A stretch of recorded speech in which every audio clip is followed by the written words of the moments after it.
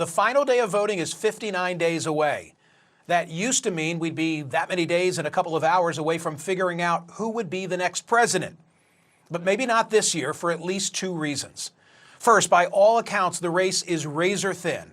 New CNN polling of 6 battleground states shows a dead heat. While Harris has the edge in Michigan and Wisconsin, Trump has the advantage in Arizona. There's no clear leader in Pennsylvania, Georgia, and Nevada.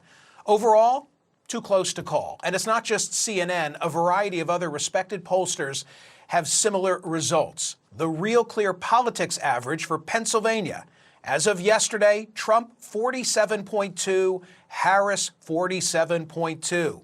The Washington Post, just by illustration of another measure, Nevada's a tie. North Carolina and Arizona, it's Trump by less than 1. Georgia, Trump +2. Michigan, Harris +2. Pennsylvania, Harris +3. Wisconsin, Harris +4. Curiously, you've got polling guru Nate Silver saying that Donald Trump today has a 61.5% chance of winning the election to Kamala Harris's 38.3%, and that's the highest Trump has been since July 30. One betting market seems to agree. Polymarket says there's a 53% likelihood that Trump wins, although PredictIt gives Harris 53% odds. Here's one thing about which all observers agree. The most important state is Pennsylvania. We're enjoying our moment in the sun. It's been a few cycles now, though, that Pennsylvania really has been the keystone to whether or not you're going to make it to the White House. Talk to Democrats, they've always made clear the most likely pathway for them is in the blue wall states. We're talking about Pennsylvania. The door to the White House really runs through Pennsylvania. You're going to have to open this door, win this state in order to win the presidency for the next 4 years. The map has expanded a little bit, but we're still playing offense in blue states. I think Pennsylvania is going to be the state that matters the most. You can tell the candidates get the importance of the Keystone State by how they're spending their time and their money. Since the primaries on Super Tuesday back in March, the 7 key swing states have seen nearly $590 million in political ad spending. Pennsylvania, the largest prize in the race, far ahead of the rest with over $188.8 million already spent and another $145 million set to air. And just look at how much time they're spending in Pennsylvania. Harris's latest trip to Pennsylvania to prepare for the debate marks her 10th visit this year, while Trump has campaigned here 9 times. So the race is close and Pennsylvania matters most. Here's the potential problem, and the second reason we might not immediately know the winner.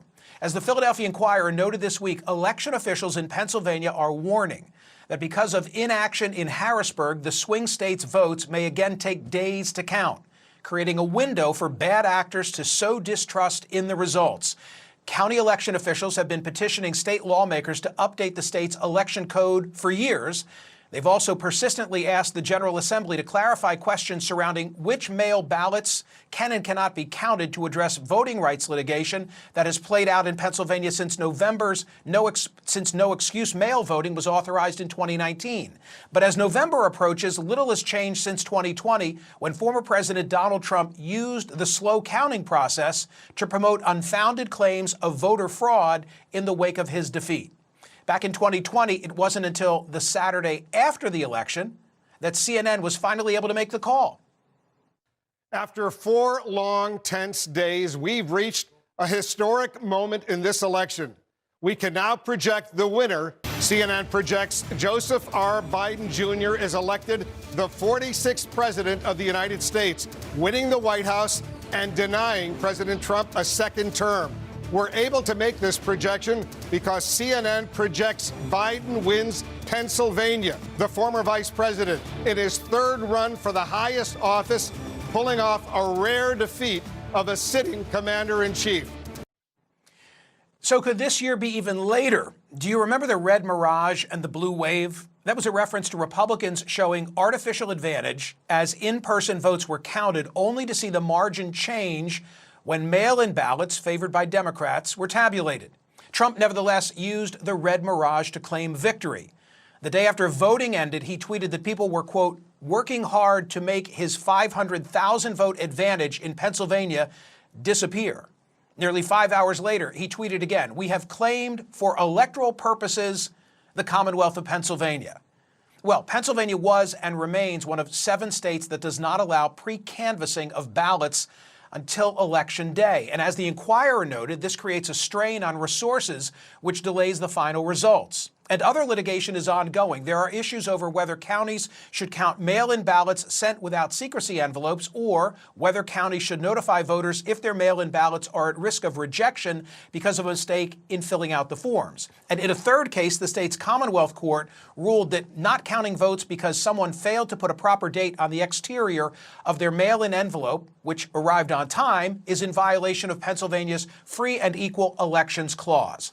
And more challenges will surely arise, as Steve Ulrich, an editor at Politics PA and an election official in York County during the 2020 election, told me, if Pennsylvania is as close as it's been in the last 2, anything will be fair game.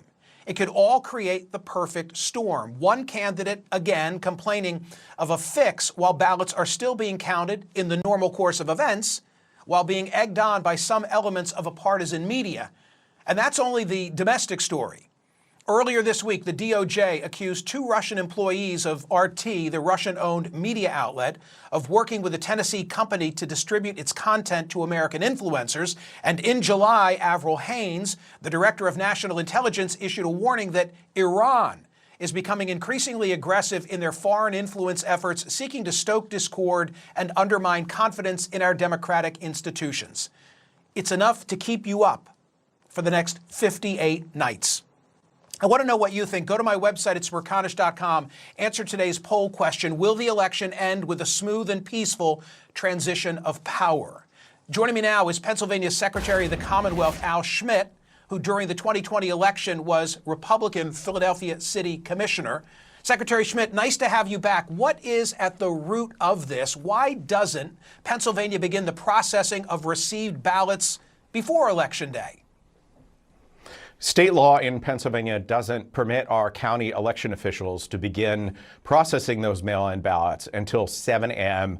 on election morning. So plenty of other states, red and blue alike, allow that process to begin days, if not weeks in advance, so you know the results earlier. Pennsylvania, we don't have that. It's a technical problem with a technical solution that has not been addressed since 2020. It might be technical, but is it deliberate? Right? I mean, in light of 2020, you'd think that the Commonwealth, the legislature, would have addressed this. They haven't. Do you think there's a deliberate effort here to allow this process to play out so that some can sow discord and spread disinformation?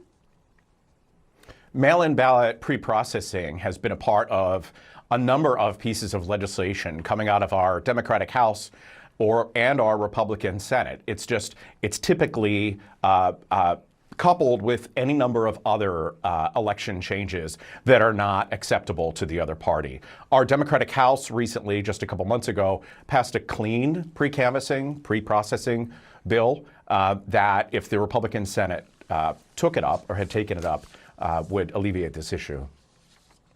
So I wanted to talk about this today, well in advance of the election, so as to put on people's radar screen all across the country that the prospect exists that we might not know the winner of Pennsylvania on election night. We might not therefore know the winner of the election on election night, but that's okay. It's in the normal course of business.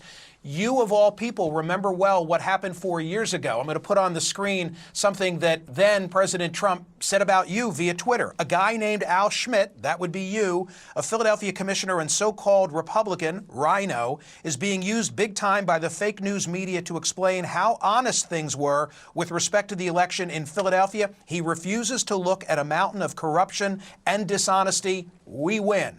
How worried are you that he'll do it again, and what is being done to prevent it? Well, we work very closely with our county partners. Elections in Pennsylvania are really run at the county level, and then they certify the results up to the Pennsylvania Department of State. So we're working hand in hand with them to make sure that this process can proceed as expeditiously as possible while maintaining the integrity of it all. Counting millions of votes takes time. It has always taken time. It's just different in Pennsylvania because that process can't begin earlier like it can in other states. How concerned are you? You heard my setup. I'm a lifelong Pennsylvania. I'm worried about what's to come. Are you?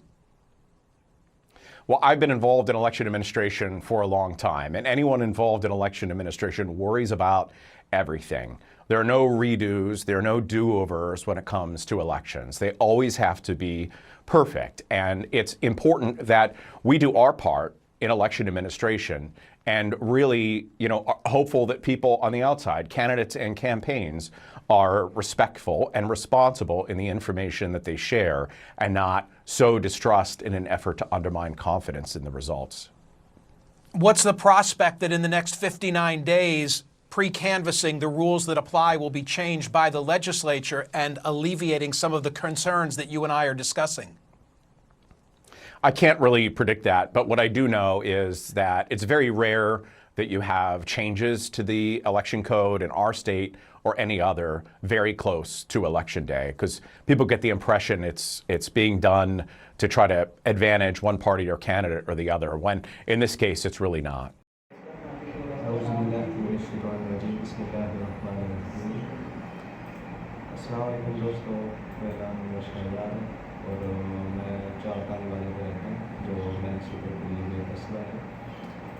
मेरी जो education है वो मैं आपको बताता हूँ। मैं grade पर स्कूल से की हिमाचल से और FSC ग्लोबल स्कूल कॉलेज से। उसके बाद मैं मास्टर की डिग्री के लिए चला गया साइबर। वहाँ मैंने जिस यूनिवर्सिटी से मैंने अपनी डिग्री कंप्लीट की, तो उसके बाद एक साल में बेला रहा हूँ। उसके बाद अब मैंने शॉपिफाई स्टार्ट करा। शॉपिफाई 4, 5, 6 साल ही हो गए। हमारे टिकटॉक वाले वो नहीं आ रहा, अकाउंट ही नहीं आ रहा, मैं एक्सेस ही नहीं दे रही। सारे लोग हमें ताने दे रहे थे ना, शुरू कर दो। बस इसी में वो मैं पता नहीं कब बनाया जल्दी शुरू करा दे। We are going to start and Pakistan news channel which is running